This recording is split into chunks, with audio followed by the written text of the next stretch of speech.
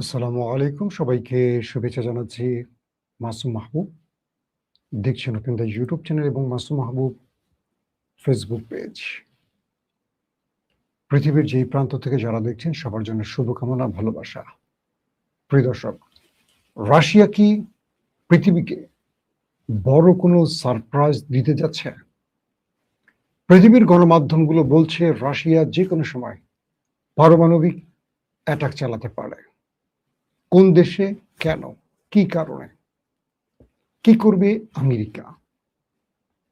অন্যদিকে এবার চীন, ইরান যৌথভাবে মাঠে নামছে আমেরিকার বিরুদ্ধে। বড় রকম বেকায়দায় পড়ে গেছে ডোনাল্ড ট্রাম্প ইরানকে নিষেধাজ্ঞা দিয়ে।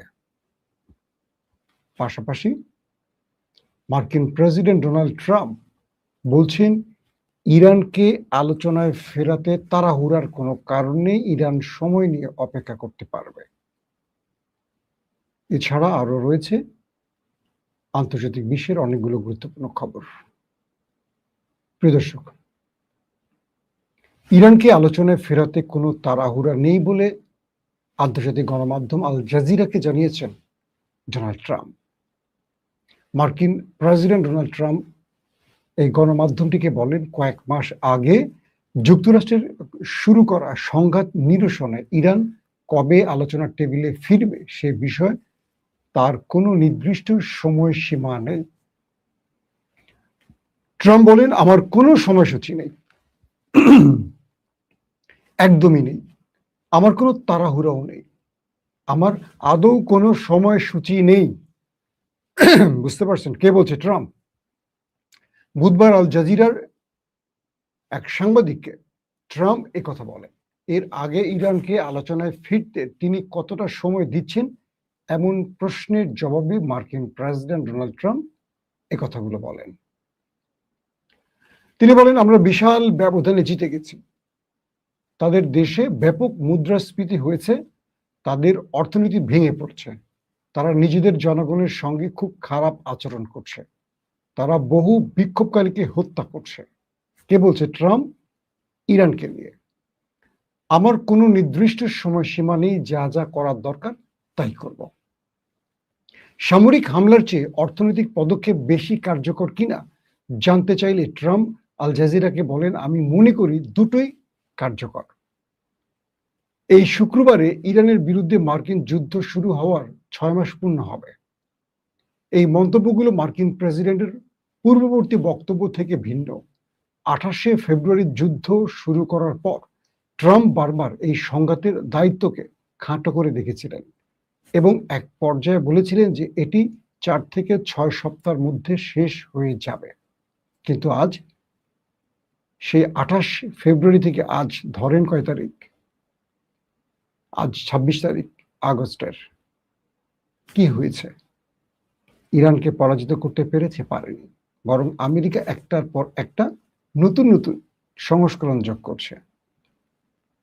গত জুন মাসে যুক্তরাষ্ট্র ও ইরান একটি 60 দিন মেয়াদী সমঝোতা স্মারক স্বাক্ষর করেছিল, যার আওতায় হরমুজ প্রণালী দিয়ে যান চলাচল, ইরানের উপর থেকে নিষেধাজ্ঞা প্রত্যাহার এবং তেহরানের পারমাণবিক কর্মসূচি মোকাবেলার উপর নিয়ে আলোচনা শুরুর মতো বিষয়বস্তুগুলো অন্তর্ভুক্ত ছিল।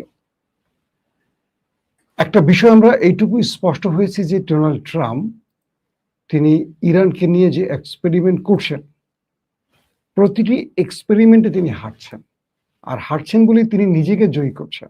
অর্থাৎ তিনি বলছেন যে আমরা জিতে গেছি। আদৌ কি তিনি জিতে গেছেন? তিনি জিতে গেলে তার বক্তব্য এই ধরনের হতো না।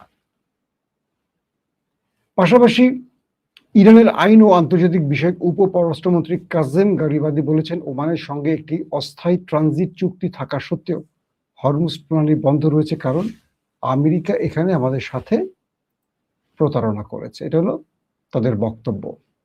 দর্শক, পাকিস্তানে একটা দুর্ঘটনার খবর আছে, একটু আমরা আপনাদের দিতে চাই। আজ বুধবার সকাল 6:30টায় 46 বছর বয়সী আরিফ রানা একটি ফোন পেয়ে ঘুম থেকে জেগে ওঠেন। আল জাজিরার একটি রিপোর্ট।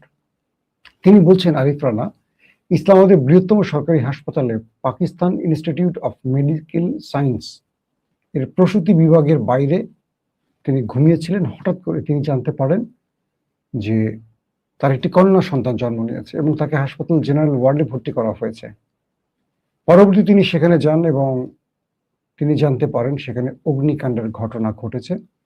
বলা হচ্ছে যে এই অগ্নিকাণ্ডে হাসপাতালের ভিতর 14 জন নবজাতকের মৃত্যু হয়েছে। এটা খুবই মর্মান্তিক একটি ঘটনা।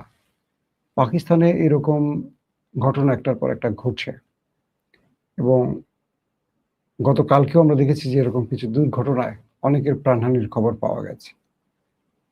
খুবই দুঃখজনক একটি ঘটনা পাকিস্তানের। আর অন্যদিকে চীনের একটি ঘটনা পাওয়া গেছে চীন এবং নেপালে। দক্ষিণ চীনের তিব্বত অঞ্চল সীমান্তবর্তী উত্তর নেপালে আকস্মিক বন্যা ও ভূমিধস ব্যাপক ধ্বংসযজ্ঞ ঘটিয়েছে। এতে প্রায় 100 জনের মৃত্যু হয়েছে এবং কয়েক হাজার মানুষ এখনো নিখোঁজ রয়েছে। আপনারা হয়তোবা সোশ্যাল মিডিয়াতে এই ভিডিওটি দেখে ফেলেছেন ইতিমধ্যে। সেখানে আমরা দেখেছি যে পাহাড়ি ঢল ভয়ঙ্কর গতিতে কিয়ামত বা পৃথিবীর ধ্বংসের যে মুভিগুলো আপনারা ইতিমধ্যে দেখেছেন তার সেই কাল্পনিক দৃশ্যকে হার মানিয়েছে এই দৃশ্যগুলো। ভয়াবহভাবে পানির গতি, মানুষ দৌড়ে পালাবার চেষ্টা করছে কিন্তু পালাতে পারছে না। এত স্পিডে পানি এসে ব্রিজ, বাড়িঘর, গাড়ি ঘোড়া যা আছে সব নিয়ে চলে গেছে। মানে একটা কিয়ামতের লক্ষণ বা কিয়ামত কেমন হতে পারে তার একটা নজির যেন আজ নেপাল এবং চীন দেখল।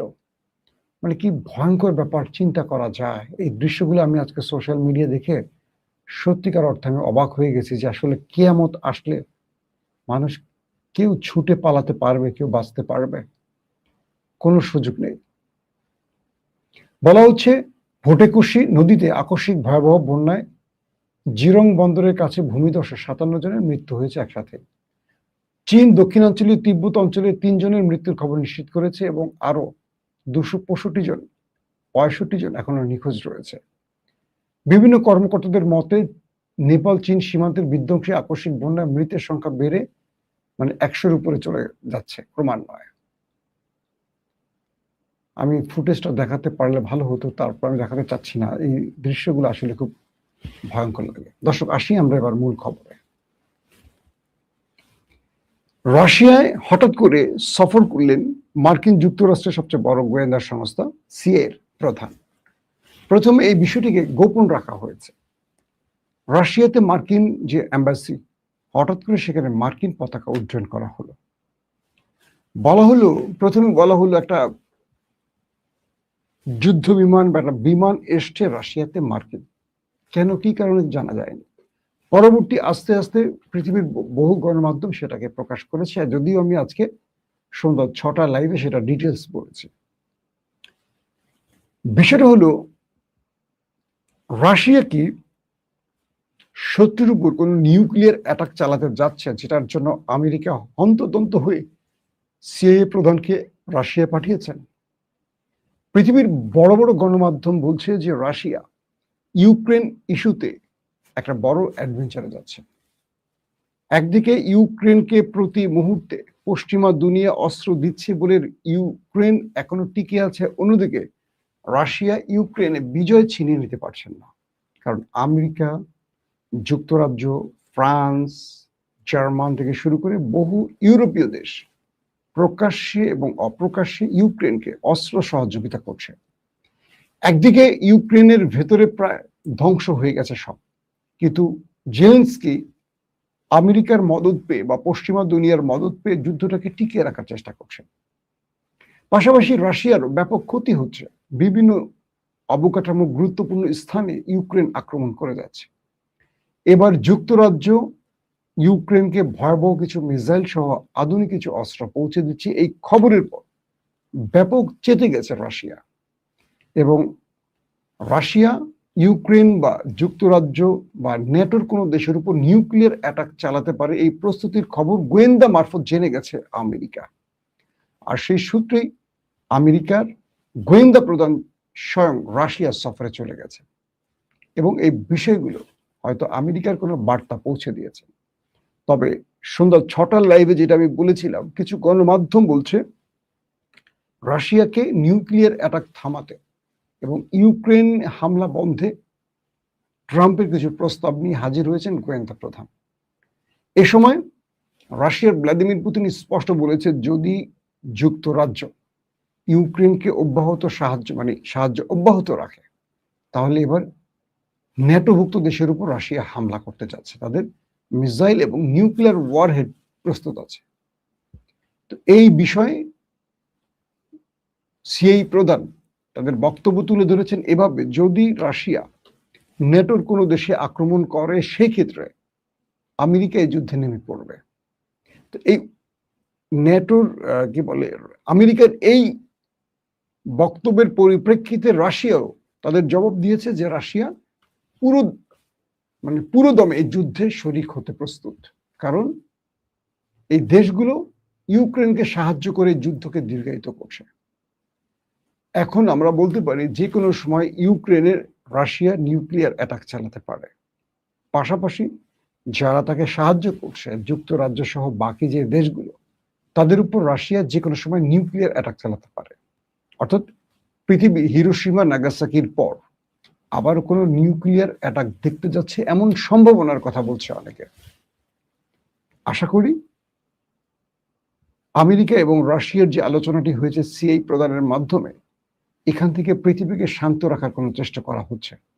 আর আমেরিকা ইউক্রেনের যুদ্ধটাকে জিয়ে রেখে আমার মনে হয় না ইউক্রেনীদেরকে হত্যাযোগ্য বা ইউক্রেনকে ধ্বংস ছাড়া কিছু পেয়েছে। দর্শক, দ্বিতীয় যে গুরুত্বপূর্ণ খবর সেটি হলো, চীন প্রকাশ্যে এবার ইরানকে সমর্থন দিয়ে বলছে যে ইরানের উপর যে নিষেধাজ্ঞাগুলো আমেরিকা দিয়েছে, এর একটাও চীন মানবে না। চীন ডাইরেক্ট বলছে আমেরিকা যেন চীনের ব্যাপারে নাক না গলায়। এটা চীনের নিজস্ব কূটনীতি বা বাণিজ্যিক সম্পর্ক। এবং বলা হচ্ছে, চীন বলছে যদি প্রয়োজন হয়, আমেরিকা যদি আমাদের অর্থনৈতিক বা বাণিজ্যিক এই সম্পর্কে কোনো বড় বাধা সৃষ্টি করে, তাহলে শুধু আমেরিকার সাথে আমাদের বাণিজ্যিক বা অর্থনৈতিক লড়াই হবে না, এটা যুদ্ধে অর্থাৎ সামরিক ক্ষেত্রে চলে যেতে পারে। চীনের এই বক্তব্যটি আমেরিকাকে ভিন্ন বার্তা দিয়েছে। অর্থাৎ চীন বোঝাতে চেয়েছে, কারণ আপনারা জানেন যে ইরানের যে জ্বালানি তেল বা গ্যাস, তো তেলের প্রায় 80% ক্রেতা হলো চীন, এবং ইরান যে এখনো টিকে আছে তেল বিক্রি করে চীনের বাজারে, কারণ পৃথিবীর বাকি দেশগুলো ইরান থেকে প্রকাশ্যে তেল নিতে পারছে না, কারণ আমেরিকা নিষেধাজ্ঞা দিয়ে রেখেছে। তো আমেরিকার নিষেধাজ্ঞা উপেক্ষা করার শক্তি কি বাংলাদেশের আছে, পাকিস্তানের আছে, বা আমাদের এই দরিদ্র দেশগুলোর আছে? নেই। আজকে যদি বাংলাদেশ ইরান থেকে তেল কিনতে যায়, 2 মাসের মধ্যে তারেক রহমান সরকারকে ফেলে দেবে আমেরিকা, কোনো রেজিম চেঞ্জ ঘটিয়ে। পাকিস্তানে যেমন ইমরান খানকে সরিয়ে দিয়েছে রাশিয়ার সফরের কারণে, কারণ আমরা দুর্বল ইমানের মুসলিম দেশ। আমরা নিজেকে যদিও মুসলিম দাবি করি, কিন্তু আমরা দুর্বল। আমাদের জন্য কারা উপযোগী, কারা দেশপ্রেমিক, আমাদের জন্য কারা কোন শাসক প্রয়োজন, এটা আমরা বুঝি না। আর বুঝি না বলি 54-55 বছর ধরে আমরা নিজের পেছনে বাঁশ নিজেরাই ঢুকাচ্ছি। নো টেনশন, ঢুকাতে থাকি আমরা, সমস্যা নাই, আমাদের অনেক বাঁশ গাছ আছে। তো চীন বলছে যে ইরানকে তারা ছেড়ে যাবে না, এবং ইরানের সাথে চীনের যে সম্পর্কগুলো আছে প্রত্যেকটি তারা অক্ষুণ্ণ রাখবে। আমেরিকার এই নিষেধাজ্ঞায় চীনের কিচ্ছু যায় আসে না। চীন আমেরিকার কোনো নির্দেশনা মানবে না। যদি আমেরিকা চীনের উপর কোনো খড়গহস্ত করতে চায় বা কোনো রকম অ্যাডভেঞ্চার করে, বা চীনের উপর কোনো বাণিজ্যিক অতিমাত্রায় কোনো চাপ প্রয়োগ করতে চায়, তাহলে চীন প্রয়োজনে শুধু বাণিজ্যিক না, সামরিক ক্ষেত্রে এটার জবাব দেবে। আমেরিকা আসলে কি পাচ্ছে? যেটা দিয়ে শুরু করলাম, ডোনাল্ড ট্রাম্প যে বক্তব্যটি দিলেন তার তাড়াহুড়া নেই। মূলত ডোনাল্ড ট্রাম্প তার মধ্যবর্তী নির্বাচনটা পার করতে চান একটা বিজয়ের মধ্য দিয়ে, আর ইরান চাইছে ট্রাম্পকে পরাজিত করার জন্য এই লড়াইটাকে বা এই টেনশনটাকে, এই কনফ্লিক্টটাকে টেনে নেবে মধ্যবর্তী নির্বাচন পর্যন্ত। ইরান সাফ বলে দিয়েছে, মার্কিন ট্রেজারি দপ্তরের যে সিদ্ধান্ত, এতে ইরানে কিচ্ছু যায় আসে না। ইরানে কয়েক যুগ ধরে যে স্যাংশন বা নিষেধাজ্ঞাগুলো আছে, এটা ইরান তার জনগণকে নিয়ে পার করেছে, এবং ইরান বলছে তার দেশের মধ্যে কোনো অর্থনৈতিক সমস্যা নেই, তাদের বেতন ভাতা সবকিছু ঠিক আছে। এবং এটিও বলা হচ্ছে যে ইরান 1150 কোটি মার্কিন ডলারের অপরিশোধিত তেল বিক্রি করছে শুধু যুদ্ধের মধ্যে, আর যুদ্ধ ছাড়া 650 কোটি ডলারের তেল বিক্রি হয়েছে। শুধু এই সময়টি এই তেলের হিসাবটা দিয়েছে, পাশাপাশি আরো আছে। তবে ইন্টারেস্টিং ব্যাপার আছে, যখনই ইরানের উপর স্যাংশন আসে তখন ইরানের প্রতিবেশী দেশ পাকিস্তান এবং তুরস্ক সহ আরো কিছু দেশ কিছু কৌশলে ব্যাটিং করে। ব্যাটিংটা কিরকম? ধরেন পাকিস্তান ইরান থেকে তেল নেয় চোরাই পথে, যেটা আমেরিকাকে বলে না, চোরাই পথ এটাকে বলে, সরকার নেয় না, এটা এমন ভাবে নেয় বলে যে চোরাই পথ। যেমন বাংলাদেশ থেকে চোরাই পথে ভারতের থেকে ইয়া বা ফেন্সিডিল ঢোকে না, তো ভারত তো আমাদের ভালো কিছু দেয় না, আমাদের বিষ দেয় যে আমাদের যুব সমাজ খেয়ে মরে যাক। তো ওরা কি করে, পাকিস্তান তুরস্ক তারা ইরানের এই প্রোডাক্টগুলোকে তাদের সীমান্ত বিভিন্ন কারখানায় নিয়ে জমা করে তাদের লেভেল লাগিয়ে বিশ্ববাজারে ছড়িয়ে দেয়, যাতে ইরান অর্থনৈতিকভাবে শেষ হয়ে না যায়, ইরানের মতো একটা সভ্যতা যেন ধ্বংস না হয়। মুসলিম রাষ্ট্র হিসেবে এই কাজগুলো পাকিস্তান, তুরস্ক বা আরো প্রতিবেশী মুসলিম দেশগুলো করে থাকে। তুরস্ক কি করে, তুরস্কের সাথে বিশাল সীমান্ত আছে চীনের ইরানের প্রোডাক্টগুলোকে তাদের দেশে নিয়ে যায়, তাদের দেশে যেগুলো মানসম্পন্ন প্রোডাক্ট নিয়ে সেখানে তুর্কি ব্যবসায়ীরা তুরস্কের নামের লেবেল তৈরি করে বিশ্ববাজারে তুর্কি ব্র্যান্ড হিসেবে ছড়িয়ে দেয়। মাঝখান থেকে লাভ হয় তুরস্কের, মাঝখান থেকে লাভ হয় ইরানের, কারণ ইরান তার পণ্যগুলো তৈরি করে পচাচ্ছে না, এগুলো বিশ্ববাজারে ঠিকই বিক্রি করছে এই দেশগুলোর মাধ্যমে। তো আপনি এরদোয়ানকে গালি দিবেন? এরদোয়ান কত মুসলিম রাষ্ট্রকে এইভাবে প্রকাশ্যে অপ্রকাশ্যে বাঁচায় জানেন? তাকে নিয়ে অনেকে অনেক কথা বলে, তার ব্যাপারে যারা স্টাডি করে তারা জানে তিনি কি করেন। এই যে মক্কা প্যাক্ট কি আসলে, কেন এরদোয়ানের চেষ্টা এখানে অনেকগুলো মুসলিম রাষ্ট্রকে নিয়ে আসবেন, যাতে করে কখনো ইসরায়েল, কখনো ভারত বা কোনো নিকট শক্তিশালী দেশ মুসলিম শাসন ব্যবস্থার উপর হামলা করতে না পারে, যাতে ইসরায়েলের মতো দেশ, ভারতের মতো দেশ কোনো থাবা বসাতে না পারে। এটা তবে এখন তো শুরু, এটা একটা সময় বড় ফ্যাক্টর হবে। অনেকে বলেন মুসলিম ন্যাটো, যেটাই বলেন না কেন কিছু একটা হবে আশা করা যাচ্ছে, বাট এখন তো শুরু, এটাকে একটা সময় নিতে হবে, অনেক পরিকল্পনা সংযোজন বিয়োজন হবে। তবে আমরা আশা করব বাংলাদেশ এই মক্কা প্যাক্টে যোগ দিবে, অর্থাৎ মক্কা চুক্তিতে বাংলাদেশ আসবে। এটা বাংলাদেশের জন্য খুবই গুরুত্বপূর্ণ, কারণ বাংলাদেশের প্রতিবেশী দেশটা বাংলাদেশকে যে কোনো সময় থাবা বসাতে পারে। যদি আমাদের প্রতিবেশী দেশটি বুঝতে পারে যে এই বর্তমান সরকার বা তারেক রহমান সরকার তাদের কথা শুনবে না, তাহলে তারা যে কোনো সময় হঠাৎ কোনো এক রাতের অন্ধকারে আক্রমণ করে বসতে পারে। এটি তাদের গণমাধ্যমেই দাবি করছে এরকম কিছু করা উচিত, বলা উচিত, করা উচিত। কারণ বাংলাদেশের চারদিকে সাগর, আর ভারত আমাদের প্রতিবেশী ল্যান্ড বর্ডার দিয়ে কোনো বন্ধু রাষ্ট্র নেই। আমাদেরকে সাহায্য করার জন্য চীন বা পাকিস্তান আমাদের প্রতিবেশী দেশ না, তারা অনেক দূরে আছে কি ভারত আর বঙ্গোপসাগর। তো এই মুহূর্তে চুক্তি করলে সেই সব দেশের বেজ আমাদের দেশে আসতে পারে, তুর্কি পাকিস্তানের বেজ আমাদের দেশে আসতেই পারে। আমরা আমাদের নিরাপত্তার জন্য, যেমন তুরস্কের বেজ কোথায় আছে, সিরিয়াতে আছে, কুয়েতে আছে, দুঃখিত কাতারে আছে, আজারবাইজানে আছে, এরকম কয়েকটা দেশে আছে। তো বাংলাদেশের সাথে চুক্তির পর বাংলাদেশ যদি তুরস্ক বা পাকিস্তানের কোনো বেজ আসে, তার মানে কি পাকিস্তান তো 10টা পারমাণবিক আমার দেশেও নিয়ে আসতে পারে। বাংলাদেশ যদি বলে যে তোমার তো অনেকগুলো পারমাণবিক আছে, তুমি 20টা আমার দেশে বসাও, ঢাকাতে 10টা বসাও, চিটাগং, ফেনী বা রংপুর এই পয়েন্টে কয়েকটা বসাও, তোমরাই নিরাপত্তা দিবে, আমরা তোমাদের অর্থ দেব। তো তোমরা যখনই বাংলাদেশে 10-20টা নিউক্লিয়ার বসে পড়বে, ভারত আর অ্যাডভেঞ্চার করবে না। মনে রাখবেন, নিউক্লিয়ার সমৃদ্ধ রাষ্ট্রের সাথে কোনো দেশ সহজে যুদ্ধে জড়াতে চায় না। যেমন পাকিস্তান এবং ভারত, তারা বুনিয়ান মারসুস যেটা হয়েছিল কয়েকদিন, মাত্র 3-4 দিনের যুদ্ধ থেমে গেছে। আজকে ইরানের যদি নিউক্লিয়ার থাকতো যুদ্ধটা লম্বা হতো না, থেমে যেত, কারণ ইরানের কাছে নিউক্লিয়ার নেই। এটাই হলো শত্রুর জন্য সবচেয়ে বড় প্লাস পয়েন্ট। তো বাংলাদেশকে অবশ্যই পাকিস্তানের সাথে একটা শক্তিশালী সামরিক কি বলবো, জোট শুধু নয়, চুক্তিতে আসতে হবে। কারণ ভারতকে যাই বলেন না কেন, ভারত পাকিস্তানকে বাঘের মতো ডরায়। তারা যতগুলি ফ্রন্টে যুদ্ধ করছে, তাদের গণমাধ্যম বাদ দেন, তাদের সিনেমা বাদ দেন, মূলত কারা জিতছে আপনারা আমরা কম বেশি জানি।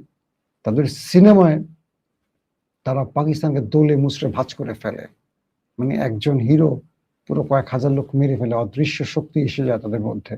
বাস্তবে আমরা বুনিয়ানো মার্সেসে দেখছি কি ধলাইটা খাইছে পাকিস্তানের হাতে তারা। সো আমাদেরকে যারা এখন ৭১-এর ইস্যুতে বিভাজিত করবে, এরা হলো সব ভারতীয় চর, এরা হলো বাংলাদেশের বিরোধী শক্তি, এরা হলো ভারতীয় রাজাকার। এরা চায় যেন বাংলাদেশ স্বয়ংসম্পূর্ণ না হয়, সেটা অর্থনৈতিকভাবে, সেটা সামরিক ক্ষেত্রে বা সাংস্কৃতিক ক্ষেত্রে।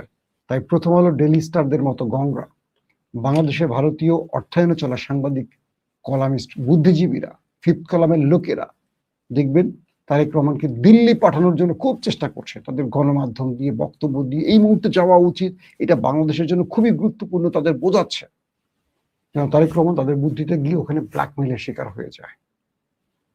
তো আমরা একটা কথা বলবো, ২৪শে আন্দোলনের পর বাংলাদেশ ভারতের সাথে সম্পর্ক করবে অনেক হিসেব নিকেশ করে। অবশ্যই আমরা ভারতকে বন্ধু রাষ্ট্র হিসেবে দেখতে চাই, একটা বৃহৎ রাষ্ট্র বলে না। ভারতের সাথে আমাদের অনেক সম্পর্ক, অনেক কিছুর কালচারের মিল আছে, অনেক কিছু আছে। ভারত আমাদের বন্ধু হবে তখনই যখন দুই পক্ষ সমতার ভিত্তিতে বন্ধুত্ব হবে, শাসন আর শোষণ নয়। প্রত্যেকে ভালো থাকবে। আল্লাহ হাফেজ।